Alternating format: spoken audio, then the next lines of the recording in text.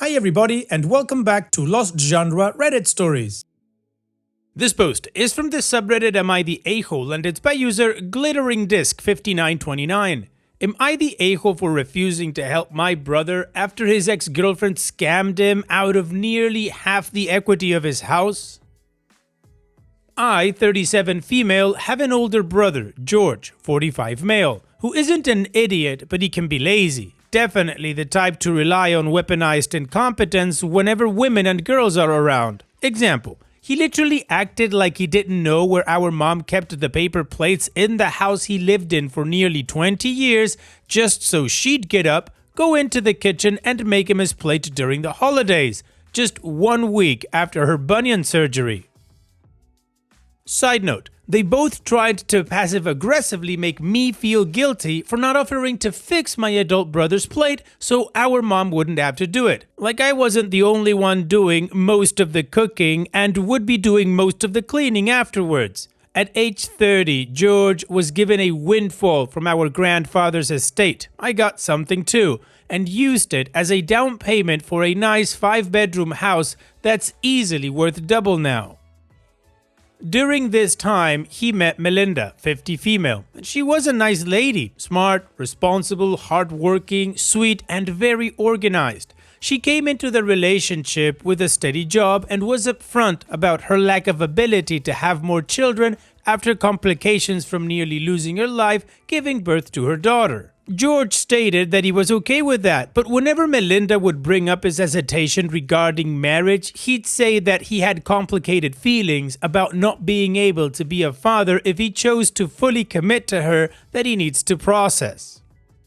He also said that since he was willing to look over her fertility issues because he loved her, that she needed to show her love by waiting for him. That line worked for 12 years. After Melinda moved in, George demanded that she pay half the bills and part of his mortgage in exchange for allowing Melinda's daughter to move in with her. At the time, Melinda had little options as her former landlord was raising the rent too high and she was helping pay for her sister's medical bills. Melinda and George justified to everyone by saying what she would have had to pay George was still cheaper in rent at her old place. I said nothing because not my relationship. 2 years ago, George was caught cheating and Melinda was furious, then left. I don't know all the details, but she came back seeming to work things out. Didn't stop George from cheating, but Melinda shrugged and said that this was still a better deal and so long as kept it from the house, she's okay. Recently, there was some type of damage to George's house and he needed people to come in and fix it. But he hated the labor of searching for a reliable contractor, taking time away from his job or hobbies to deal with them and the paperwork. Melinda offered to do it and he didn't question it. Whatever she gave, he signed, and in front of third-party witnesses. Melinda got George to sign paperwork stating that she was entitled to 45% of his house. Now she's dumped him and is demanding that George either sell his house or buys her out. George is trying to fight this, citing that he didn't fully understand what he was agreeing to, and he's found a lawyer willing to take his case, but his fees are expensive. George and our mom think that I should help, but I'm refusing. I don't see why I have to shell out thousands to save another grown man from his own lack of foresight, especially when there's a good chance that he won't win. I'm being called heartless and a bad sister, so I have to ask, am I the a-hole? No, OP, you're not the a-hole, you're just smart. There is no upside for you here, none whatsoever. So why should you bankroll your brother's lack of, brains in general? And I'm pretty sure the legal argument of, I'm sorry, I didn't read that paper before I signed it, is not gonna go well, so definitely a loser. And on that point, your mom and George saying that you should help or that they think you should help, what? No, their opinion is irrelevant. Look, OP, the final decision comes to you. If they don't like it, fine. If they threaten to cut you off, maybe you're better for it because you don't need two people guilting you your whole life just to cover for them. If anything, this is the lesson your brother needs to learn, and a very expensive one. Don't sign stuff without reading it first. Additionally, with the most obvious one, learn to carry your own weight. And what do you guys think? Let me know in the comment section, and now let's check out the community comments. Witty D says, not the a-hole, George had it coming, stringing that woman along for years, manipulating her by making her feel guilty over not being able to have more children, having her pay half the mortgage for his house, and then cheating on her. He made the bed, let him lay in it. Live Pressure 5432 says, not the a-hole, your brother is a cheater and a fool. Was Melinda a bit underhanded? Arguably, yes. Does she deserve a share of the house in return for all she paid into it, not to mention 12 years of domestic and emotional labor? Arguably, also yes. But when it comes to whether you should shell out for your brother's legal fees, the answer is an unequivocal no. He was a huge a-hole and ridiculously careless with his most significant asset, and that's not your responsibility to fix. He's an adult. He needs to fix his own mistake. XX Mimi XX2 says, not the a-hole. George made bad choices and is responsible for the mess that followed. Further, he is not that intelligent if he's signing something without reading it. Melinda may have acted underhanded, but I'm not mad at her for it, because George used her. He strung her along and let her pay rent and mortgage. She is entitled to this share, as she sacrificed years for him. She could have found someone better. She now can, but still the years she wasted on him will never come back. Anyway, George reaped what he had sowed. It's deserved, and I wouldn't want to pay for his mistake either. Fiesta Fan 73 says, your parents raised this useless man. Let them bail him out. There is no use in you throwing good money after bad for this idiot, not the a-hole. And Amazing Cabinet 1404 says, not the a-hole, but if he put down a hefty down payment and the house is now worth double with more than 12 years of equity, then he has more than enough equity to take a loan to protect his investment. Any lender would give him the money either as a refi or a HELOC, so his own laziness is keeping him from even getting out of his own mess that was caused by his own laziness. He doesn't need your help, he just needs common sense. Honestly, rooting for his ex a bit and think she really played the long game. This has been in the works since she came back to him. Well, the community agrees that OP is not the a-hole and that George needs to help himself. So now, let's move on to the update to see how this story ends. Okay, there's been an update, and I have to say, while I still don't think my brother is an idiot, overall, he is a lazy and very arrogant dumbass. I also wanted to clarify a few things as well. Melinda and my brother were in a relationship for 12 years, but they only started living together for about 9 to 10. Also, the documents were signed in the presence of a notary who asked my brother if he understood the context of the documents, and he affirmed that he did. And to the person who said that my brother was house poor, you hit the nail on the head. My brother spent the majority of his inheritance and savings on buying that house, and it barely had any furniture in it. When Melinda moved in, she paid to have it furnished on top of splitting the utilities and paying rent. Now on to the new stuff. When my brother's house needed fixing, he let Melinda do the grunt work of finding reputable establishments to consider because he didn't want to be bothered. Melinda presented him with up to 3 options and convinced him to go with Company A, not real name, because they were offering seasonal discounts for first-time customers and or new customers for specific items. Melinda's plan to get both discounts was to present it as if she recently became the partial owner and had my brother email Company A to see if they'd be willing to accept that. Company A responded that if Melinda recently became part owner of the house, then they'd be willing to give a partial discount as a courtesy. Company A was a small business, but with an excellent reputation in terms of service, quality of work, and meeting deadlines, so my brother was all in.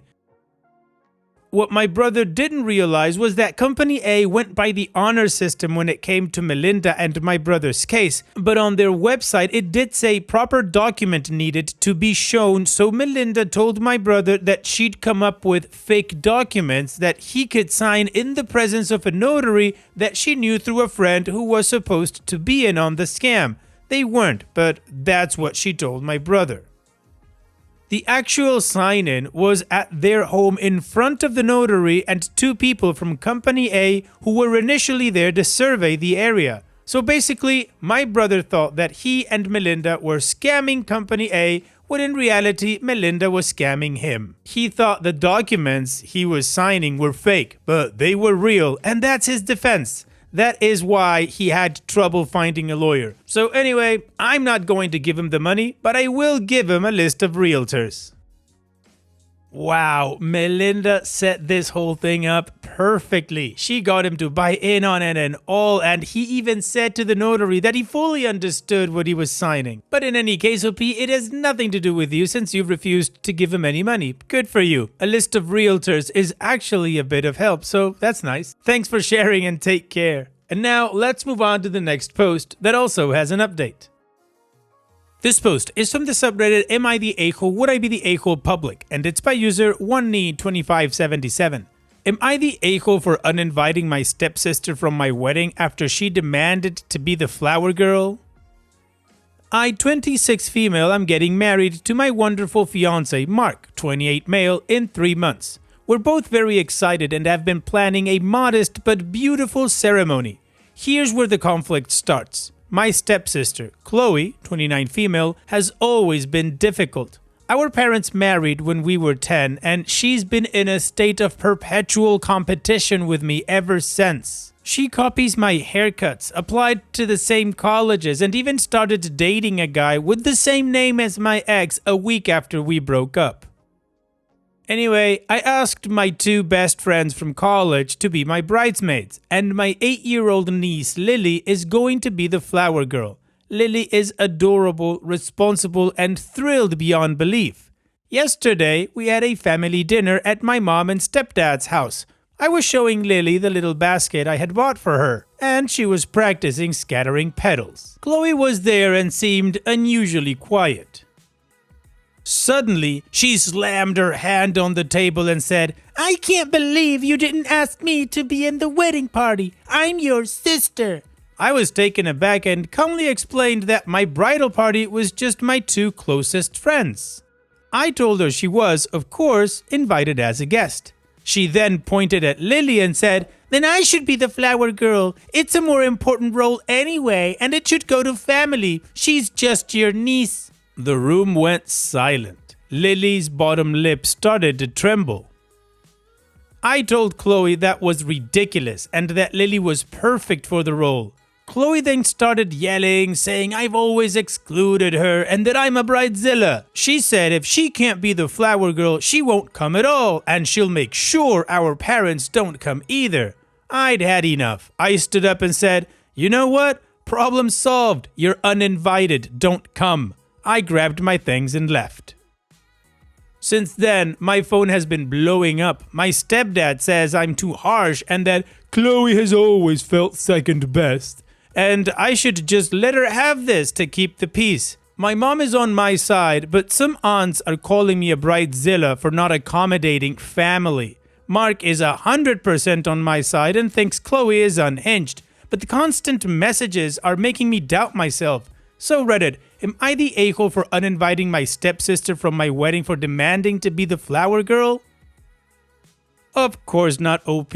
29 years old? 29 years old and this woman wants to be the flower girl? Come on, that's just pathetic. And her dad's excuse is also pathetic. Oh, she's always felt second best. Well, that's her problem that she needs to figure out. Other people need to learn that you don't compensate for others' insecurities. It is not on you to do that. Anyways, OP, no, you're not the a-hole for uninviting her. She's the one that threatened to not go and also threatened to not have your parents come. The hell is that? Good for you for standing up for yourself and for your niece. Chloe doesn't get to come now. And what do you guys think? Let me know in the comment section, and now let's check out the community comments. Queenie McGee says, not the a-hole. Flower girl is a role for a child, and stepsister is a grown-ass woman acting like a child. Sierra38 Grandma says, not the a-hole. Chloe is unhinged and too old to be acting like a 6-year-old. Uninviting her was the best decision ultimately. She has always been a problem for you and her dad needs to tone it down, and if he keeps pushing, he can stay home with her. Your mom had better attend your wedding regardless. It's her responsibility to support you 100%. Chloe doesn't get an automatic slot in your bridal party just because your mom married her dad. That's not how weddings work. Mute everyone else texting you in Chloe's favor until after you are married. Do not feel bad and don't cave in. Your niece is family and traditionally the flower girl is a child very close to the bride. Chloe's outburst is a prime example why she is not to be in your party. She would probably try to upstage you if you let her anyways. Proud of you for standing up for yourself and setting boundaries while standing your ground. I love your shiny strong spine. And Charmony101 says, not the a-hole. Chloe is a drama llama and not worthy of such an important role in a wedding if her initial reaction is anything to go by.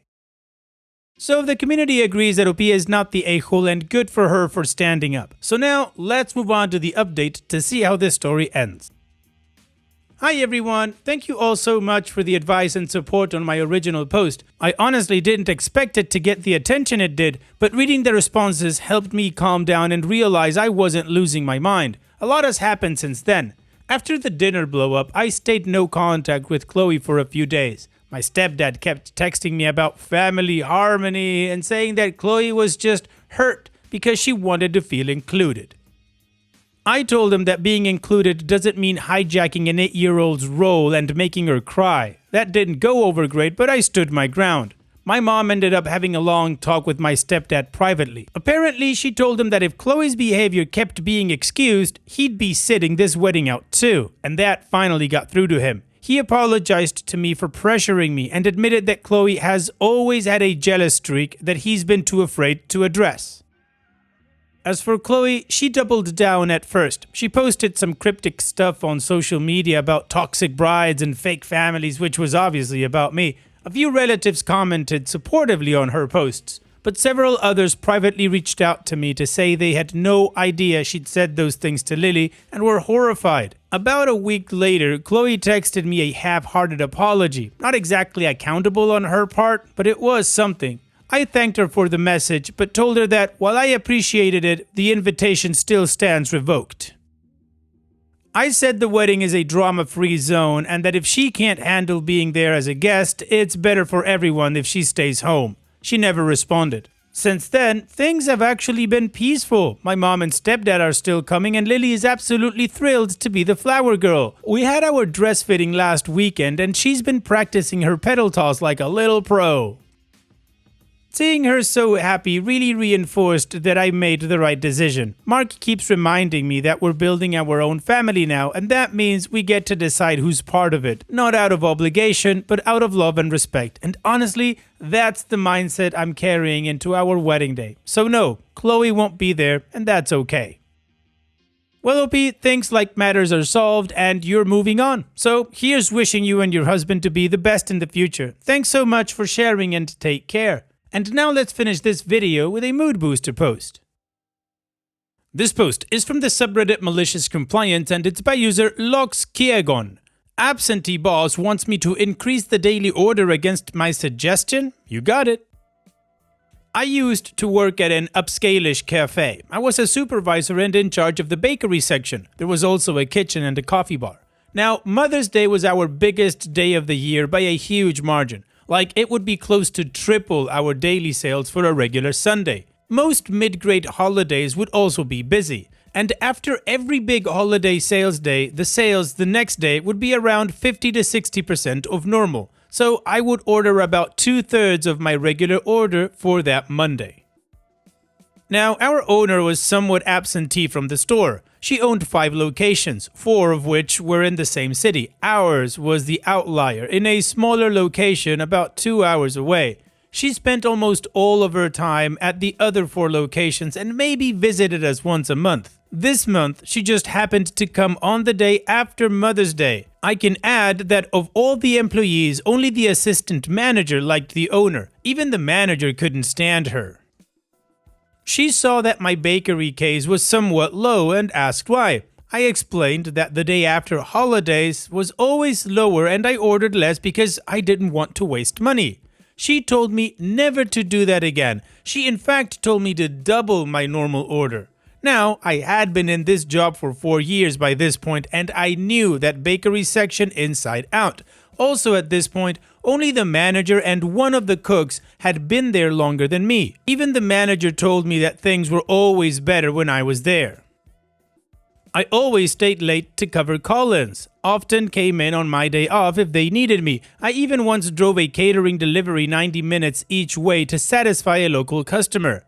I told the owner that today was a special circumstance and that doubling the order would lead to a lot of food waste and recommended that we not do it. With my regular daily orders, we usually ran out only near the end of the day, barring unforeseen circumstances, like someone coming in and doing a big pastry order without notice. This was from a lot of trial and error over the years, and I changed my order up whenever things looked like they were changing. But she insisted, even after the manager also told her that our regular order was fine. I tried again to tell and she just told me to do it. My manager also said it by that point, so I did it. I doubled my regular order. After about 2 weeks, she emailed me and asked why we were throwing out so many pastries every day. I told her that she told me to double my order. At that point, my boss says she wanted to fire me. My boss convinced her that she needed me to help run the store, which she probably did. So I wasn't fired, but I lost my position as bakery lead. I was still a supervisor who mostly worked the bakery section, but I no longer ordered products. Still the same wage, but I was switched from mostly mornings to mostly nights. While I did miss my morning regulars, I also enjoyed making the same money for less responsibility. About 6 months later, the manager quit to go back to school and the place went downhill fast. As I said, everyone working there hated the owner, except the assistant manager who had quit about a month before this for a new job. As soon as this happened, I started looking for a new job even though I hated changing jobs. So did a number of others. Everyone was loyal to the manager, nobody to the owner. I took a supervisor job at a nearby restaurant and never looked back. I'm told by some co-workers who are still there that it became difficult to get through the day without me and the manager there, and we lost lots of sales for over a year before they started picking up again. Well, oh peep, who knows, maybe the owner has a different revenue strategy, as in not making any. You just did what you were told and now you're in a better place. Thanks so much for sharing, OP, and take care. And that's it for today's video. Thank you so much for taking the time to watch it. Now, if you've gotten to this point in the video, I assume that you like these stories that I'm reading out. So here are a couple more that you might enjoy. And if you don't have any time to watch another story right now, save it for later. And also, don't forget to hit that subscribe button.